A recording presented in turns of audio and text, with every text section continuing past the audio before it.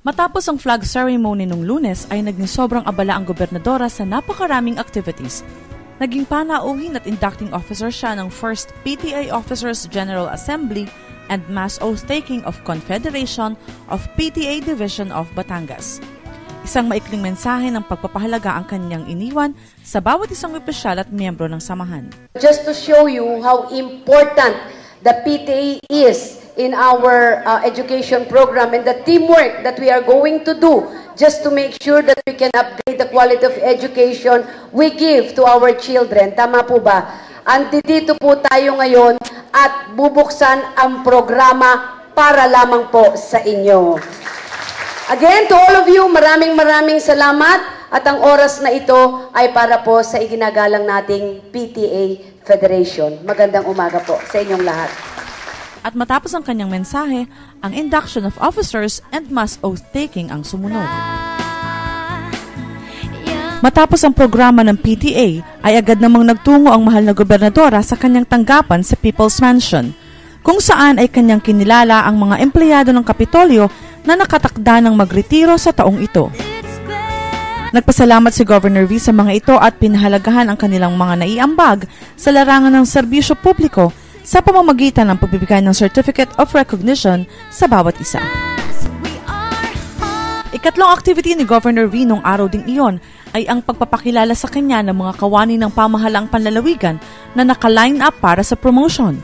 Bago lagdaan ni Governor V ang mga dokumento na magpapatunay ng kanilang pag-angat sa posisyon, ay minabuti ni Governor na sila ay kausapin at paalalahanan na mahalin ang kanilang trabaho at maging mahuhusay na public servants. Congratulations po sa inyong lahat. Kung kayo man po ang napili dito, it's a well-deserved promotion.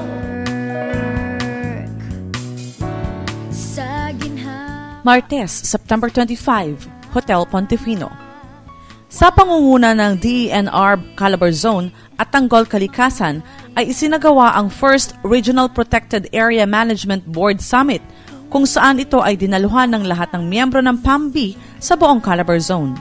Isa si Governor Vilma Santos Recto sa mga pangunahing bisita kung saan ay nagpahayag siya ng kanyang experiences and encounters habang isinasaayos ang mga dating lumalalang problema ng fish cages sa lawa ng Taal. Ang isa lang po ang sinasabi ko sa kanila, siguro things like this, na meron kang magandang advocacy at intention, maybe they won't appreciate it now.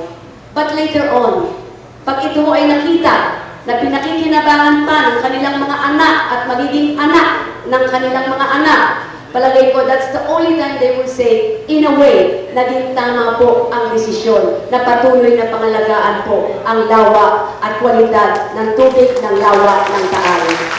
Gusto ko lang bago ako matapos, mailagay dito sa puso nyo na ganito namin kamahal ang Taal Volcano or Taal Lake because ito ho ang puso ng Batangas. Ibabahagi ko lang po sa inyo ang Batangas Hymn, kung tawagin po nila. Kasi ang Batangas Hymn po ay siyang inaawit na himno dito po sa lalawigan ng Batangas. At ito po yung marami pang hindi nakakaalam. Batangas, bukal ng kadakilaan, ang pinakapuso ay ang bulkan ng Taal, kay Gagamalasing, payapat marangal, ngunit nagngangalit kapag nilapastangan, kaya huwag natin lapastanganin ang lawa ng Taal. Kasunod nito ay ang pagpapakita ng isang audiovisual presentation sa mga ginawang pagsasaayos sa lawa at mga gawaing nakalatag pa para sa mga susunod na monitoring sa lawa ng Taal. Kasama rin si Provincial Administrator Vic Reyes. Ang pasasalamat din ni Governor V sa mga miyembro ng Task Force Taal Lake sa pangunguna sa pagsasaayos ng mga legal na cages sa lawa. Mula sa Hotel Pontefino ay naging bisita naman si Governor Vilma Santos Recto sa makasaysayang Pastor Acosta Ancestral Home sa Calle City, Rona sa lungsod ng Batangas. Malugod siyang sinalubong ng Patriarka ng Pamilya Pastor, si Attorney Antonio Pastor, at agad na ipinasyal sa makasaysayang tahanan na itinayo noong taong 1883. Mga sinaunang gamit at memorabilia mula pa noong panahon ng Kastila ang doon ay matatagpuan. Isang harana naman ang inialay ng Pamilya Pastor kay Governor V gamit ang pinakamatandang grand piano ng Pastor clan.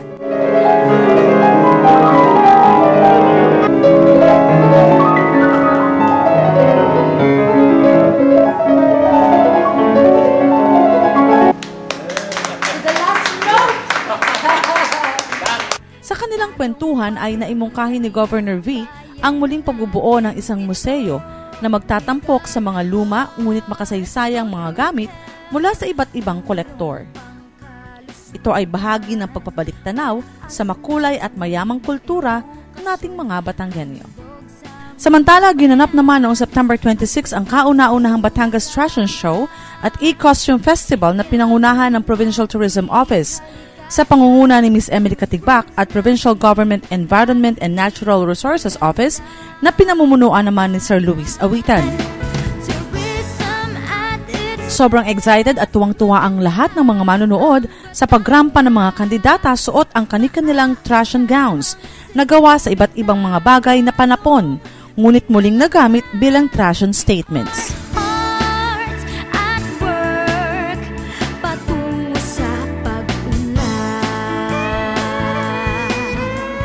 Maging si Governor V at ang mga bisita ay manghang-mangha sa kanilang nakitang unique creations.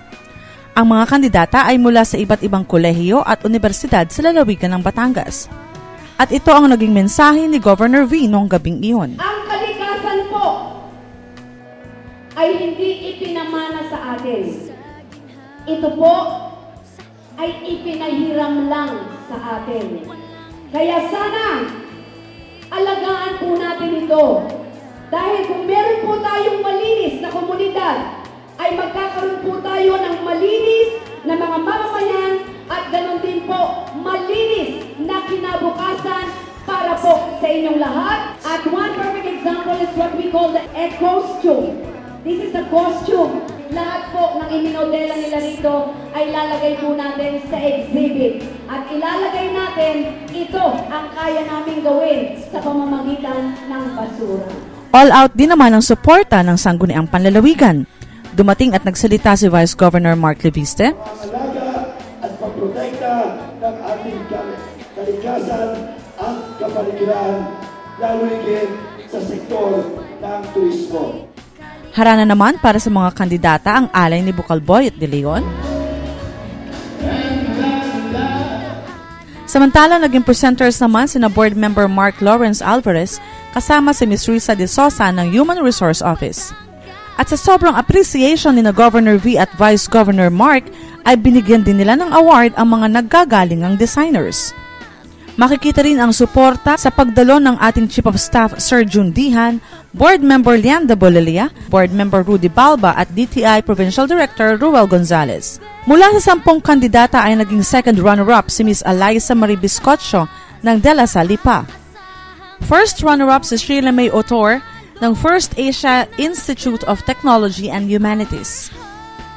At tinanghal bilang Eco Princess si Olaine Hyra Sofia Ona ng Batangas State University. At ito ang mga naging aktibidad ng ating mahal na governor noong nakaraang linggo.